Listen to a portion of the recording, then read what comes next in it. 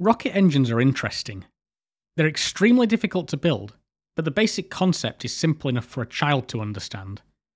Any rocket engine throws out exhaust as fast as possible. The faster the exhaust, the faster the rocket. Practically, this means getting as much energy as possible into a thrust chamber and using it to provide kinetic energy to the exhaust. Conventionally, this is achieved by burning fuel. Rocket fuels, therefore, are necessarily pretty hazardous, with most designs burning kerosene, hydrogen, or methane in the presence of liquid oxygen. There isn't much margin for error when handling these explosive propellants, but there are propellant combinations that offer further performance improvements. Unfortunately, they come with even more risk. Why would anyone want to chase a marginal performance gain at the expense of gaining a full house at chemical hazard symbol bingo? I've heard rocket engineers being described as the engineeriest of engineers. So naturally, in 1968, a team of them didn't ask why, they asked, why not?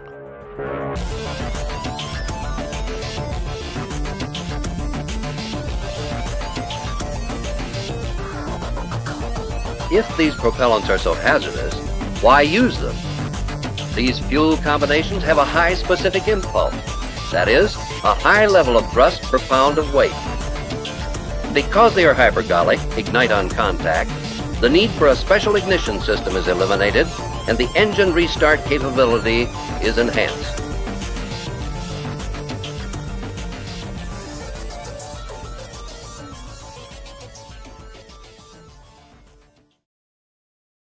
Today we'll be discussing the best performing rocket engine ever tested. Along the way, we'll discuss deadly neurotoxin, a reactor meltdown, lasers, and many, many chemical hazards. Before we get started, this video is an hour long. With any amount of proofreading and triple checking, I'm still bound to make minor mistakes somewhere. If you spot one, please let me know in the comments. But I ask that you check the pinned comment first. I'll include any known mistakes there. As always, sources are in the description. Now, I dislike the phrase best performing, as there are many ways to define performance. What I'm really referring to is specific impulse, abbreviated to ISP. That is a measure of the kinetic energy an engine can gain from a given mass of fuel. In real-world terms, and all other factors equal, the higher the specific impulse, the more mass a rocket can get into orbit. The units for specific impulse are seconds, which sounds odd, but it actually provides a nice interpretation. The specific impulse is the amount of time an engine can accelerate its initial mass, including the propellant, at 1 g of acceleration. Let's compare some well-known first-stage engines. Kerosene liquid oxygen engines can manage specific impulses of up to about 350 seconds. The mighty F1 engines used on Saturn V had ISPs of 304 seconds. A more modern example is the Merlin used on Falcon 9. The latest iteration manages 311 seconds. For reasons we don't need to get into now, the propellant combination currently in vogue is methane and oxygen. SpaceX hold the record for the highest ISP achieved for a methane oxygen engine, with the Raptor at 363 seconds. This was achieved through a complex design that uses full-flow staged combustion, something we absolutely are not going to get into now. The propellant combination with the best specific impulse that has actually been flown is hydrogen and oxygen. The RS-68 engines used on the Delta IV managed 414 seconds of specific impulse. These were relatively simple open-cycle engines. None of the complexity of staged combustion was necessary to achieve that value. And taking the crown for highest specific impulse for a flown engine, the fantastic RS-25, also known as the Space Shuttle main engines. Any excuse to mention the RS-25 on this channel. These combined the complexity of staged combustion with the high energy density of hydrogen and oxygen to achieve a stunning 452 seconds of ISP. Whoa, okay, slow down there, Alex. It turns out the RD-0120 engines from the Energia had a slightly higher vacuum ISP than the RS-25s. As much as I'd love to discuss Energia and Buran now, I'd probably need 2 hours to do that topic justice. let's save that one for a future video.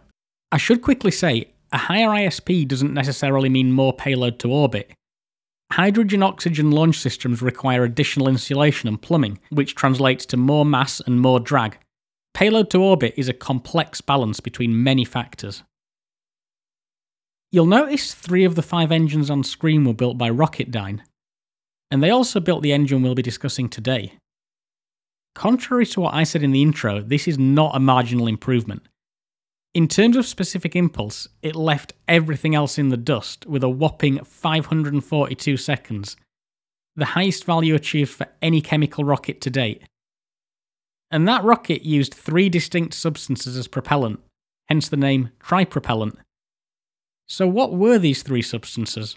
Let's find out, and let's just say they are the reason it stayed firmly on the test stand.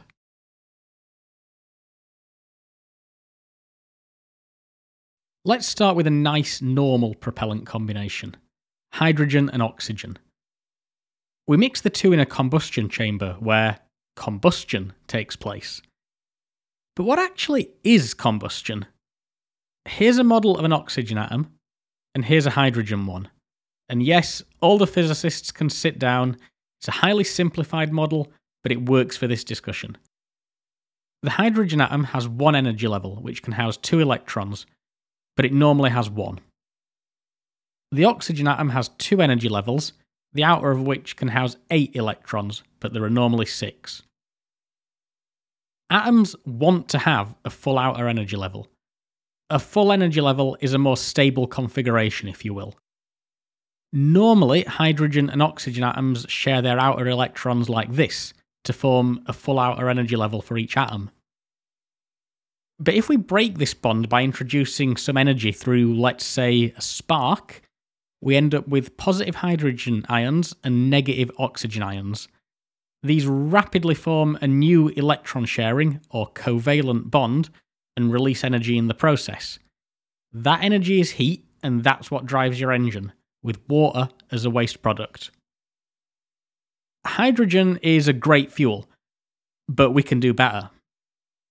It wants to gain an electron, or we could equally say it wants to lose an electron, I suppose.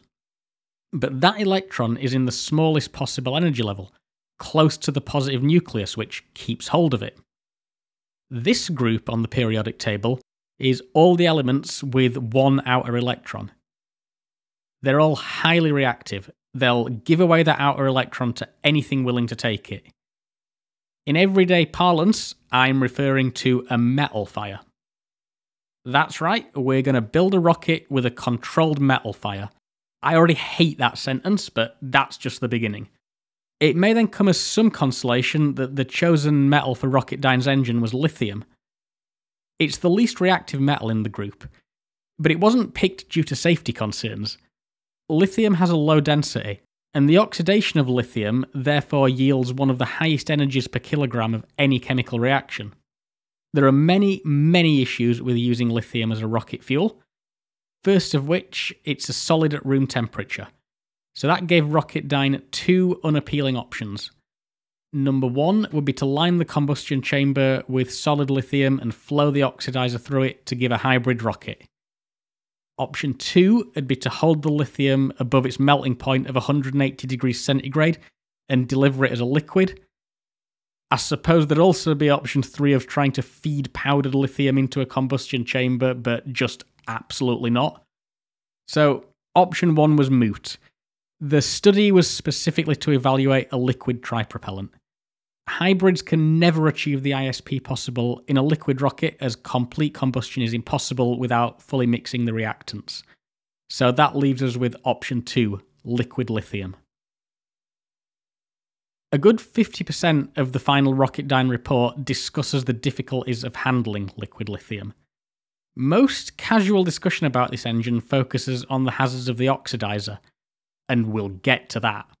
But in all honesty, the prospect of handling a large quantity of molten lithium sounds worse to me. First of all, that relatively low reactivity for a Group 1 metal. We can kind of forget about that. Molten lithium is significantly more reactive than its solid form. According to the safety data sheet, it reacts spontaneously with air and explosively with water. In fact, it's probably pyrophoric in most cases. That means it ignites on contact with air.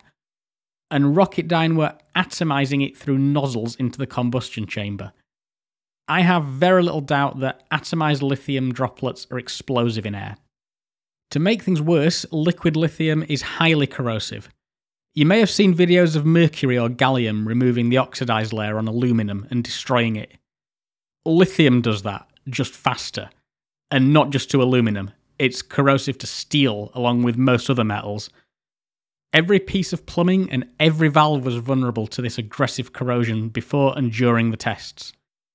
Okay, so we have a large tank of pyrophoric and highly corrosive metal at 300 degrees Celsius, which we hope to convert to a metal fire. A metal fire is scary enough.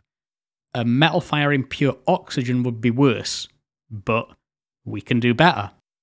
Oxygen isn't the best oxidizer. Lithium atoms desperately want to give away their outer electron. What we really need is an element that'll move hell and earth to gain an outer electron. Something that's so desperate to get that electron, it'll happily oxidize oxygen in order to do so. Stop and think about that sentence, by the way. An element that can even rip the electrons from the full outer energy levels of noble gases. Fluorine. For anyone that didn't recoil in horror at the thought of mixing a Group 1 metal with fluorine, here is cold fluorine reacting with a brick. I'm not sure I need to say much else. But to be unambiguously clear, fluorine reacts violently with water, rock, people, pretty much anything that contains electrons. It even reacts with elements in its own group. It'll happily pull the electrons from chlorine, and we'll get to that later. So, Rocketdyne housed 15 fluorine tanks alongside their engine. Most chemists have never even seen fluorine, let alone 15 tanks of it. To make things even more horrifying, it was condensed into its liquid form prior to injection into the engine. At one point in the report, they even discussed a fluorine spill into a concrete holding zone. I dread to think what that looked like. At this point, I should probably mention that the report hilariously never mentions safety considerations. It goes into great depth on the technical discussions, but casually discusses spraying litres of fluorine around as if it were water. The 1960s sound interesting. Okay, so we're ticking off those hazard pictograms now, and we've initiated one of the most energetic chemical reactions possible, but we can do better. Remember I said the faster the exhaust, the higher the specific impulse?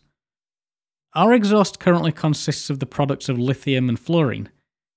That gives relatively heavy compounds. What if we injected a low-density substance into the exhaust and allowed it to be accelerated by all that heat energy? And that's where we complete our trifecta of horror. Liquid hydrogen. By injecting the element with the lowest molecular mass, we achieve the highest possible exhaust speed, boosting our ISP even more. Of course, alongside everything else we've discussed, hydrogen looks positively benign, but it's still highly flammable. And there will be consequences for using it. We'll get to that later. I've used that phrase quite a few times now, haven't I? Safety concerns aside, the use of hydrogen was yet another headache. It required cryogenic storage, so tanks of liquid hydrogen at negative 250 Celsius were positioned meters away from our heated lithium tank. And with our completed GHS hazard pictogram speedrun complete, we can now take a look at how the engine actually functioned.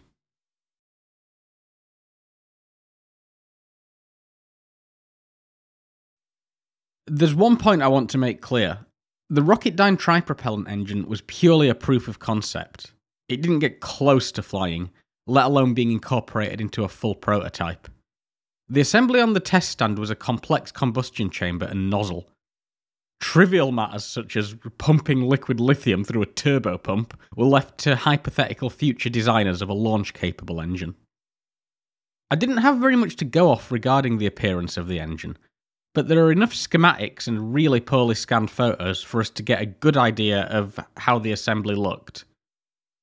Artem, who did the 3D animation, and I worked to bring what we knew to life. But the surrounding plumbing, tanks, and even the test shed are representations based on what I could find in the report.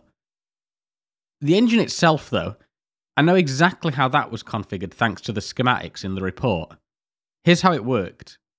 Surprisingly, although lithium and fluorine react violently, the low temperature of liquid fluorine prevents them reacting fast enough to be used as rocket propellant. So the main combustion chamber required preheating. We already have something to hand that combusts practically instantly on contact with fluorine to release plenty of heat. The hydrogen fuel actually had a second purpose alongside providing low-density exhaust. The first chamber of the engine was a gas generator. Before a test, the plumbing and chamber were purged with helium. Remember, at least 2 of the propellants here react with air, so we require the least reactive starting configuration we can manage. The fluorine was injected first, followed by a relatively small amount of hydrogen into the gas generator. This highly fluorine-rich environment oxidized the hydrogen to generate hot gas, which was passed through the mixing plates and into the second chamber. Prior to lithium injection, the exhaust hydrogen injectors were opened, allowing for full flow of hydrogen from the nozzle. As was the case with the fluorine, the lithium was injected through numerous nozzles around the circumference of the chamber. We'll talk a little more about these later, as extensive design work went into them. The chamber itself was protected with a graphite liner backed with asbestos. Because, we've already ticked off everything else, so we might as well stuff this thing with asbestos too. The lithium droplets mixed and reacted with the hot fluorine and released heat. That heat accelerated the already flowing hydrogen through the third chamber and through the nozzle. But hold on a second. Fluorine and hydrogen. Oh no. That makes hydrogen fluoride. When that's exhausted from our engine and reacts with water in the air, we get hydrofluoric acid. That's right, we're still playing hazard bingo. Hydrofluoric acid is actually not a particularly strong acid, but it makes up for that in at least 3 aspects. First, if you're exposed to it without realising, the burns are initially painless. There are plenty of absolutely awful photos of individuals who got hydrofluoric acid on their skin, only to notice hours later. Secondly, it's toxic, and quite alarmingly so. The real hazard with hydrofluoric acid is the fact it's readily absorbed through the skin. Once inside the body, and through means I don't fully understand, it decomposes back into fluorine, which promptly attacks the calcium in blood and bones. Not a pleasant thought. And finally, what it lacks in strength, it makes up for in variety. Hydrogen fluoride famously dissolves silica, and that means it will happily eat through glass and asbestos. If this engine were actually used in a Stage 1 booster, it had doused the launch pad in a toxic acid capable of dissolving sand. Incidentally, that means it had dissolved the concrete launch pad too. But leaving that hypothetical aside, following a set period, the lithium flow was shut off, and the hydrogen and fluorine flows staged down. Finally, the system was purged again with helium to complete the test firing. Another point of note is the lack of any ignition system. Since fluorine and the 2 fuels spontaneously ignite on contact, there was no need for one. And that's the engine design. Let's see how it performed in testing.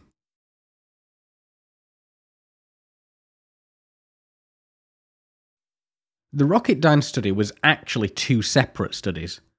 The first, carried out in 1968, was the design and testing of the previously described engine.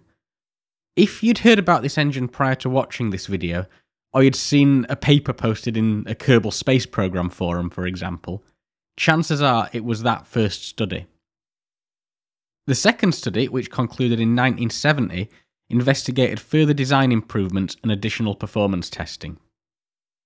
Let's begin with the first study. That was the one that achieved the almost mythical result of 542 seconds of ISP. That study itself was split into a design and a testing stage. As I've already mentioned, the majority of the paper discusses the difficulties of designing a lithium injection system. There are numerous plots and formulae included for modelling droplet size simulation and multi-phase flow for molten lithium, To ensure complete and consistent combustion, the injection system, which, remember, injected lithium around the circumference of the chamber, needed to produce droplets of a sufficiently small size and within a certain size range, and produce jets with enough momentum to reach the centre of the chamber. Rather than discuss all that maths and all those plots that we used to arrive at the final injector geometry, I thought it'd be more interesting to discuss the testing itself. Various injectors were built with a variety of nozzle sizes and positions and tested using Kerasafe, which is an alloy of bismuth, lead, tin and cadmium. It has a melting point of 74 degrees Celsius and does not have the high reactivity of lithium. There's an illustration of the test setup here. And that actually leads me to a quick digression. See the Polaroid camera there? Back in the 1960s, Polaroid cameras were awesome. Before my channel suddenly got popular, I was planning on making a video about them. They looked like this. And instead of printing out a photo, you had to pull it out and peel apart the film and the photo, and the quality on them was amazing. Sadly, this film ended manufacture a few years ago. I have a few left, but no one can reverse engineer the formula at the moment. If nobody manages it, this amazing format will soon be extinct. And by the way, I do still plan on making that video in the future. But anyway, back to Rocketdyne. Here are some awful scans of the Polaroids used to evaluate the test lithium injectors. Not only was jet performance analysed, but solidified Kerasafe particles were also collected to evaluate the droplet size. With the lithium injection system design complete, 10 whole pages of the report are dedicated to the lithium plumbing. I'm showing my interpretation of it on screen, but bear in mind I've not shown every valve and connection, just the basics of the system as described in the report. Every element of the lithium system was surrounded by insulation, reflective foil, and heated to a minimum of 260 degrees Celsius. The system consisted of a lithium tank, feed line, associated valves, and helium purge system. The tank held 25 litres of lithium and consisted of a length of steel pipe with flanges welded on the end. It looked quite crude, like something I used to see on an oil rig, but I suppose it worked. 3 valves controlled the flow of lithium, with one allowing flow to the engine, one allowing the purge gas into the system, and one allowing lithium to be vented to atmosphere. The purge system was crucial. Since lithium reacts with air, water, and pretty much anything else, the tank and feed lines were filled with helium when not in use. The helium was flowed through the lines prior to lithium injection to clear out any impurities. This helium was heated to above the melting point of lithium before injection into the system via a purge gas heater. Finally, an emergency freeze jacket was present on the inlet line. In the case of a valve sticking open, this would flow water around that section of the line, freezing the lithium in place and blocking any further flow from the tank. The fluorine system was on the whole simpler. Fluorine gas was piped from the tanks and through a cooled condensing coil. This was actually cooled using liquid nitrogen. This fed into an insulated 50-litre fluorine tank. 50 litres of liquid fluorine is such an unpleasant thought. You may be wondering how it's even possible to get fluorine through the pipework without it reacting with the pipework. And indeed, pumping straight fluorine through steel pipes would destroy them in rapid order. To prevent this, Rocketdyne used a passivization process. You may have heard that aluminum is actually highly reactive but is normally protected by a thin layer of oxide on the outside. A similar process was exploited here. Nitrogen was pumped through the fluorine system. Gradually, fluorine was introduced to the nitrogen flow over the course of several hours. When a sufficient concentration of fluorine was reached, a passive metal fluoride layer had formed on the inside of the pipework, protecting it. A tedious, yet wholly necessary process. To allow fluids to flow into the combustion chamber, everything was self-pressurized, with the propellant, plumbing, and pressure vessels rated to 3000 psi, or about 200 bar. The system for injecting hydrogen and inert gas was relatively simple compared to the fluorine and lithium systems, so as shown only in their basic form here, though do bear in mind the hydrogen was stored cryogenically. A total of 11 test firings were carried out using this basic configuration. Valve actuation was controlled via an electronic timer, with the test engineers presumably housed in either a positively pressured bunker or a significant distance from the engine. Somewhat disappointingly, test firings were limited to a maximum of about 10 seconds. I used some creative license with the animations and showed longer firings. The visuals would be pretty boring otherwise. Remember, the study was just a feasibility and basic performance study. Full duration firings would have required handling of far greater quantities of propellant, and they'd require significant time and effort to design a chamber cooling system. As you'd probably expect, issues were encountered on almost every test firing, and the system was altered accordingly. The first 2 runs resulted in the lithium injectors burning through, necessitating replacement with graphite nozzles. The 3rd firing took place on a particularly hot day. The result was unacceptable heating on the liquid nitrogen lines to the fluorine condenser, resulting in reduced fluorine flow.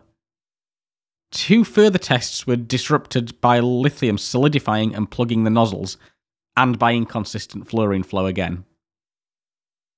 The 6th and 7th tests were the first full successful firings, the first time in history a lithium fluorine hydrogen engine was successfully fired. 2 further tests were successfully carried out with varying hydrogen concentrations, with one of these yielding that magical 542 seconds of ISP. The final 2 attempted firings failed due to stuck valves and plugged lithium lines, a common theme throughout. But the aim of the program had been met, demonstrating a working system, and with that, the first test program was concluded. The second study built upon the first by investigating alternative hardware configurations and firing conditions. We won't go too much into detail, but let's cover the main outcomes. Unsurprisingly, much of it focused on improving reliability of lithium injection. 15 test firings are recorded in total during the study, and none had the valve or line plugging issues seen in the first study. The second objective was to evaluate different chamber designs. The configuration I walked through earlier used a fluorine-rich gas generator in the first chamber of the engine. This had the disadvantage of running at about 5,000 degrees Celsius. For the avoidance of all doubt, that is absurd. About the temperature of the surface of the sun. Not only would that pose significant challenges to designing something that could physically fly, but it also ionized the exhaust. So, in addition to all the previous issues, we'd end up with a rocket that couldn't receive or broadcast radio transmissions whilst the engines were firing. However, by running the gas generator fuel-rich instead, the temperature was drastically lowered to a comparatively cold 2000 Celsius. The second study therefore assessed the performance of a fuel-rich system, and surprisingly, the specific impulse didn't take that big of a hit. 509 seconds of ISP was measured compared to 542 for the fluorine-rich system. I'm honestly not sure how the physics of that work. I'd have assumed a proportionally higher temperature would give proportionally higher exhaust velocity. Maybe the additional hydrogen reduced the overall exhaust density enough to compensate for the loss.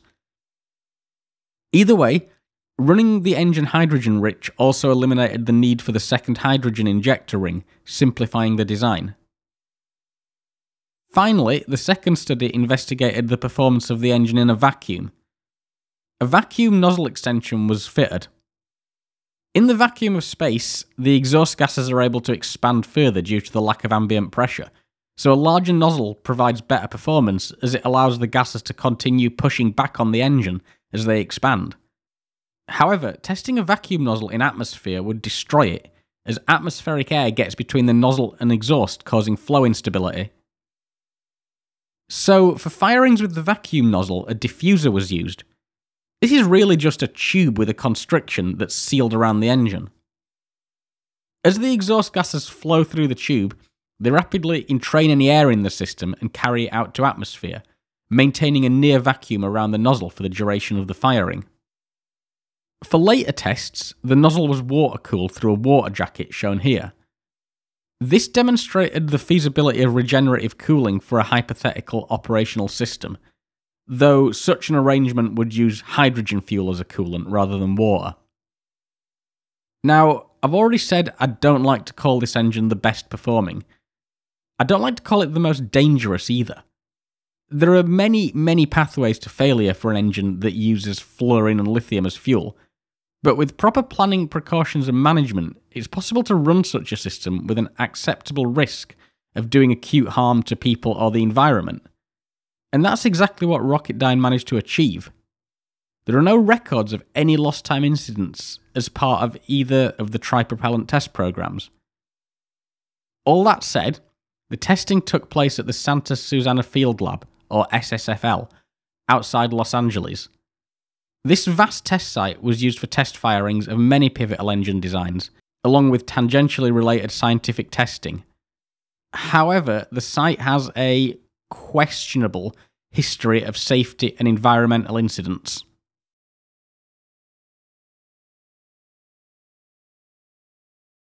Rocketdyne was founded in the 1950s as a division of the North American Aviation Company. Another division of the same company was Atomics International, and they shared SSFL with Rocketdyne during this period.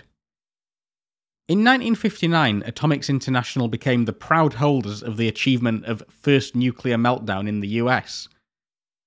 The sodium reactor experiment was an experimental nuclear reactor installed on the site that used the novel approach of using a liquid sodium-potassium alloy to cool the reactor. As the reactor was experimental, frivolities such as reactor shielding were left out. Okay, this is Future Alex doing one of my signature interjections.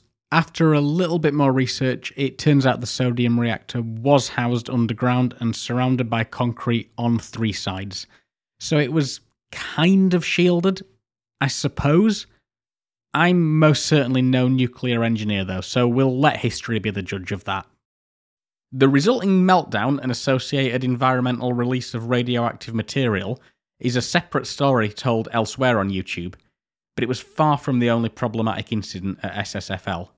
Sodium and potassium, also known as NaC in their alloyed form, are Group 1 metals, just like the lithium used in the tripropellant engine. Being further down the group, they're more reactive than lithium. The nuclear reactor, laser research facility, plutonium lab, and other experiments at SSFL generated significant amounts of contaminated NaC, along with other heavy metals and volatile compounds. Atomics International pursued a very 1950s disposal policy for this assortment of hazardous waste. The volatile waste was packed into barrels and taken outside to what has since come to be known as the burn pit. Now, as someone who used to be involved in the disposal of hazardous materials from the offshore drilling industry, when you hear the phrase burn pit, you know nothing good is going to come of it. There, the barrels were partially submerged in water and shot with a rifle until they exploded. Yeah, alright, I'm done. I'm done with it.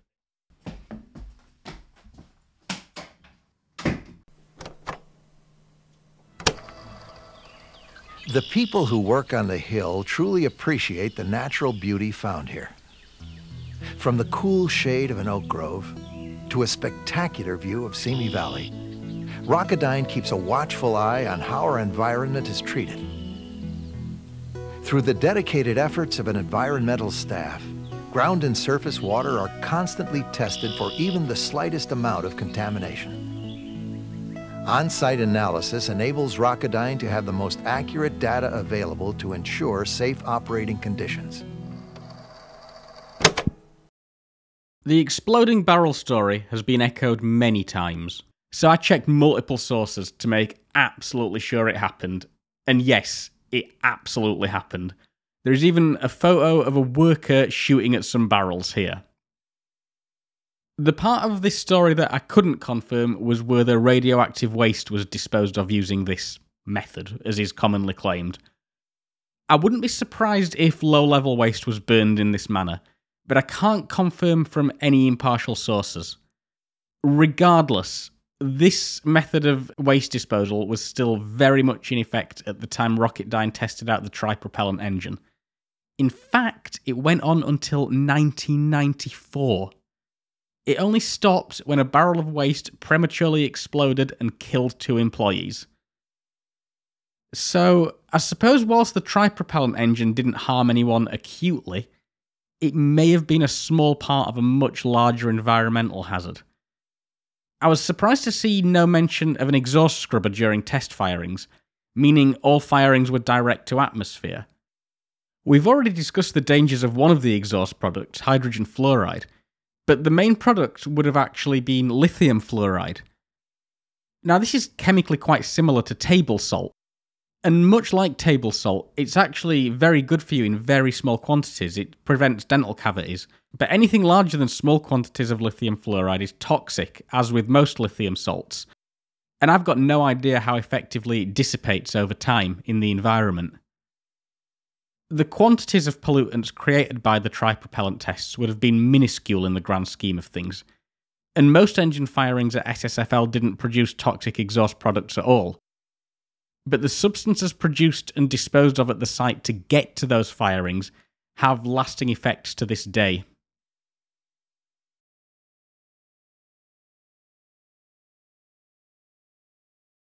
All other factors equal, the lithium-fluorine-hydrogen engine may be the most dangerous chemical rocket engine ever tested. But it wasn't that much more of a hazard than some engines which have actually flown. Hydrazine and its various derivatives, for example, are toxic, hypergolic, and corrosive. Yet they've been used as a propellant for decades, and while they've been the cause of at least one catastrophe, they're used to this day by NASA for reaction control thrusters. In fact, the tripropellant concept isn't the most dangerous engine conceived. A major source for this video is the absolutely outstanding book Ignition by John Clark. At one point, he discusses coming alarmingly close to building an engine fueled by dimethylmercury, a neurotoxin so potent a couple of drops on your skin is enough to be fatal. And that's not even me being hyperbolic. Look up the death of Karen Wetterhahn if you want to feel depressed for the next few days.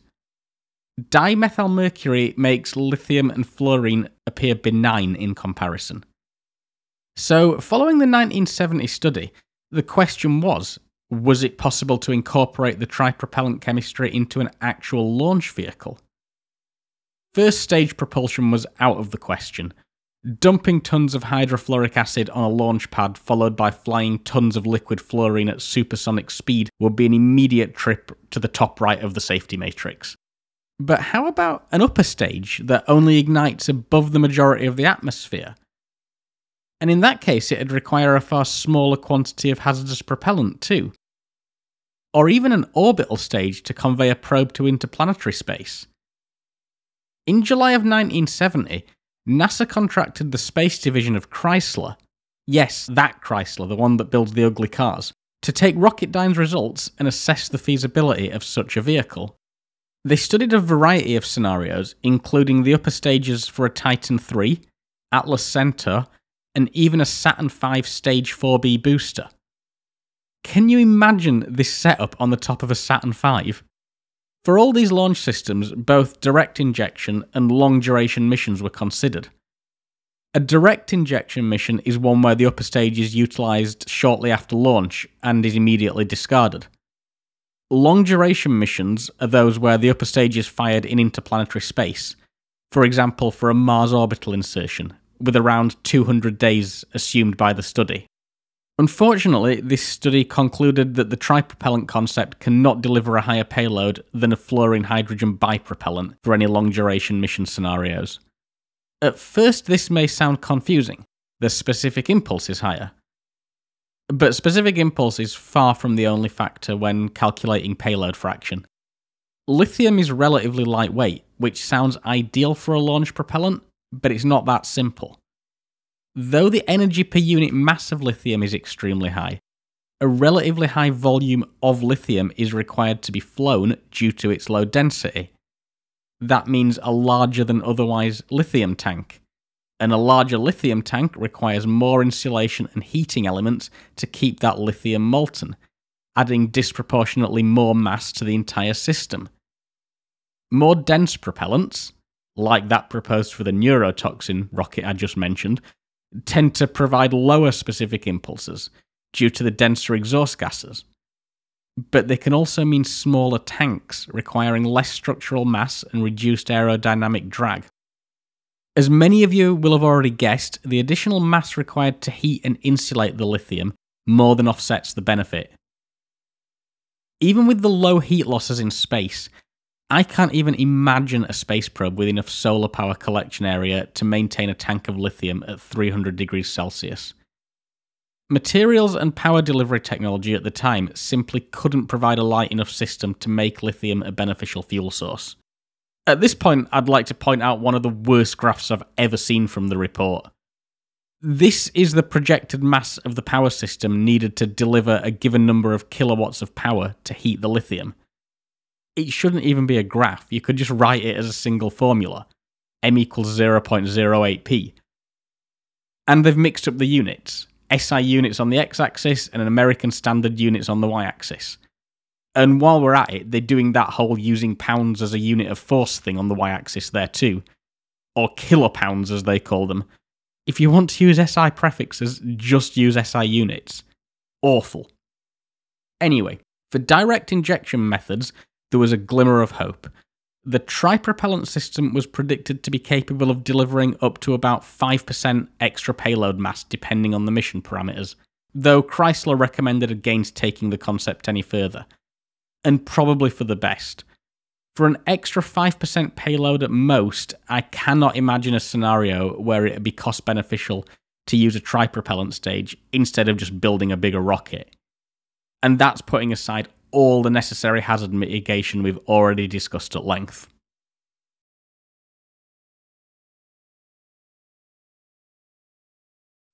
So, was the whole investigation a waste of time? Was this just NASA using their practically unlimited space race budget to just mess about? No. I keep coming back to John Clarke's Ignition. The book begins by summarising the thousands of other propellant concoctions that were tried before the limited few we actually used to get into orbit was settled on. History of engineering is full of negative results that had to be discounted before an agreed upon solution was arrived at. Furthermore, NASA practically wrote the book on handling fluorine. It was subsequently used at SSFL in their laser research facility through the 1980s, and it's used widely elsewhere in many other industrial processes. It's a critical component of the nuclear industry, used to make uranium hexafluoride, a gaseous compound that is centrifuged to isolate the precious uranium-235 that makes up uranium fuel rods. Rocketdyne's work with fluorine contributed towards the safe handling procedures that make these processes possible. And don't forget, though a lithium fluorine hydrogen tripropellant engine may not have been feasible on top of a Titan III in 1970, that doesn't mean it'll never be feasible. There's nothing to say advances in lightweight materials, energy storage, or some other technology may eventually allow us to exploit the concept. Perhaps we simply aren't thinking big enough. The additional mass required for heating and insulating a lithium tank becomes less of an issue the larger the tank becomes. That's because doubling the volume of a sphere causes the surface area to increase by a factor of only about 1.6. The bigger the sphere, the lower the surface area to volume ratio. For those not familiar with the concept, it's known as the square-cube law. Once you learn about it, you start to see it everywhere. So that means proportionally less surface to heat and insulate, translating to less proportional mass of the entire spacecraft being dedicated to the lithium heating system. This is the reason we don't see small orbital rockets fueled by liquid hydrogen. The small volume would have too high a surface area, requiring proportionally more mass to be dedicated to the thermal insulation for the cryogenic hydrogen. With several new heavy lift systems nearing operational status, and talk of more on-orbit assembly in the coming decades, could we see a spacecraft large enough to make lithium, fluorine and hydrogen a viable propellant? In my opinion, probably not, but I try not to predict the future too much. I'm usually wrong when I do. Besides, the researchers found at least one other application, just not where you might expect to find it. So now we arrive at the Alex surprises you section of the video. When I pick topics for my videos, I tend to pick things that I have at least some personal experience with, however tangential. And I've been personally involved with a piece of equipment that uses a very similar chemical reaction to Rocketdyne's tripropellant engine. In fact, I'm almost certain the findings of Rocketdyne's studies eventually went on to support the development of this tool. Before revealing what it is, I need to add some context. As I already discussed, a denser propellant is often preferred. We discussed fuel density, but how about the oxidizer? How can we make fluorine more dense? The answer is to use a compound that is comprised mainly of fluorine. Remember, I said fluorine can react with elements in its own group. We can exploit that. John Clark discusses the use of chlorine trifluoride as an oxidizer. One molecule of it decomposes into 3 fluorine and 1 chlorine atom at the drop of a pin. Of course, that makes it highly unstable, but I think we're a bit tired of hearing that phrase by now. Crucially, it can deliver more oxidizer per unit mass than raw fluorine can. Okay, so now let's discuss my previous career. I used to work in the oil and gas industry. The majority of my work was around abandoning old oil wells. The process of doing so is more complex than many realise, so we won't go into full details now. But at the simplest level, an oil well consists of a cased hole through which metal tubing is run. The tubing carries the oil to surface and is typically between about 7 and 15 centimetres in diameter.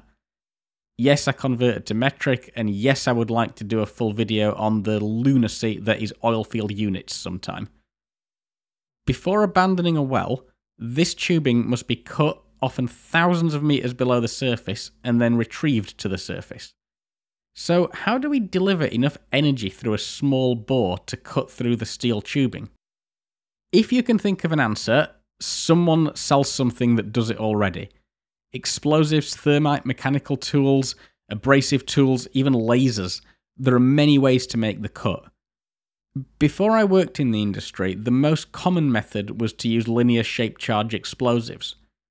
These usually do the job and are still often used where necessary, but they come with a whole host of issues. First of all, of course, being safety. The amount of paperwork and procedures required to handle explosives on an offshore platform make them something of a last resort. They're used for many other purposes in the field, but avoided if possible. Explosive cutters were superseded by chemical cutters as the most popular choice here in the UK. Many oil workers think chemical cutters work by spitting acid at the pipe to cut it, but there is no acid remotely strong enough to nearly instantaneously cut steel pipe.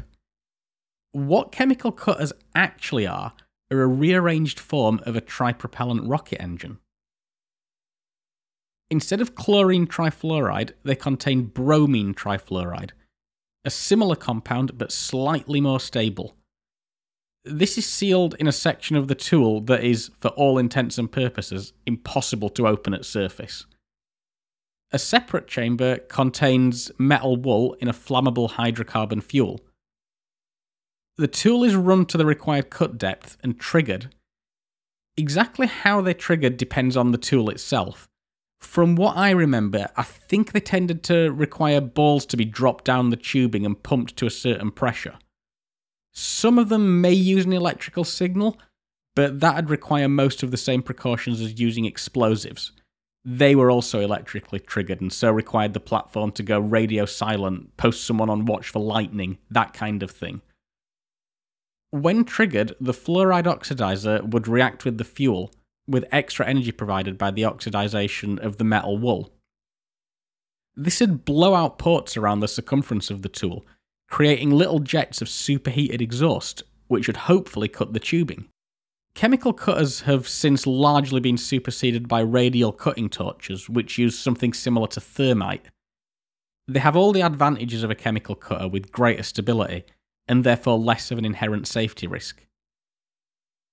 Chemical cutters and radial cutting torches may sound hazardous, but due to careful design, they carried less risk than explosives, and are therefore less hassle to operate. Safety standards in the UK oil industry are extremely stringent, and I'm not aware of any major safety incidents caused by a chemical cutter malfunction, demonstrating that it is indeed possible to harness what on the surface appears to be an untamable process. I was around on a couple of occasions when both explosives and chemical cutters were used on a platform, and I will say it's really boring. The amount of proper process and procedure to go through when handling hazardous goods reduces the operation to something slow and methodical. And that is by design. I'm sorry if that disappoints you.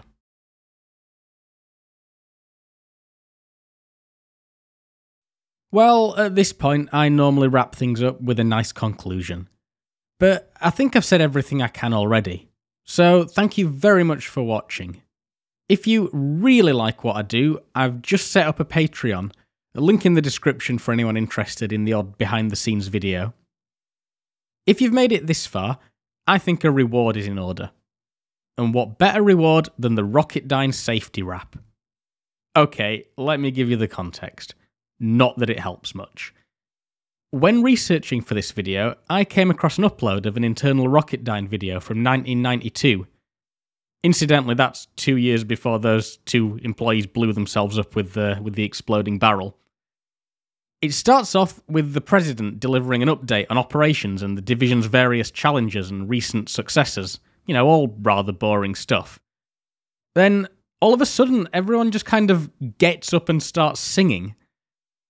There isn't really much more I can add. Just go and visit Dutch Steam Machine's channel for the full video.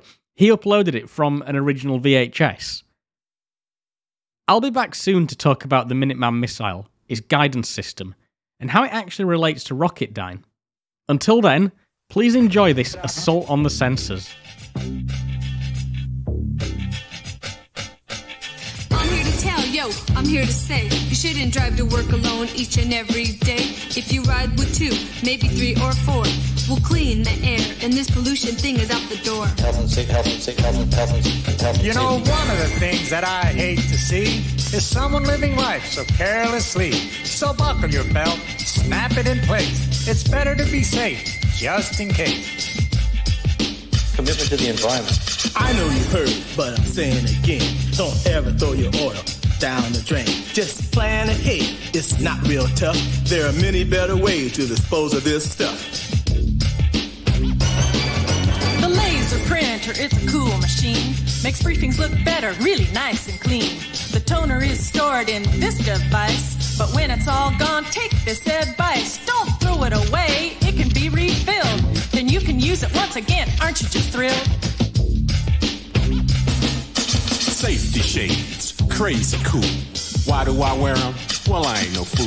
They protect my eyes in emergencies. So tell your friends to wear them. Won't you do that, please?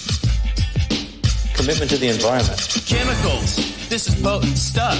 And that's the very reason I can't stress enough. Keep them labeled and properly stored. Just use your common sense. It should not be ignored. These are the things that must be learned. It's the right thing to do so you don't get burned.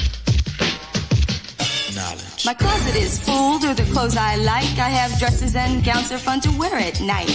When at work, I must confess, I wear gloves, I wear a shield, and an apron no less. I know these clothes aren't the latest trend, but when I'm working here, they protect my skin. And that ain't no joke.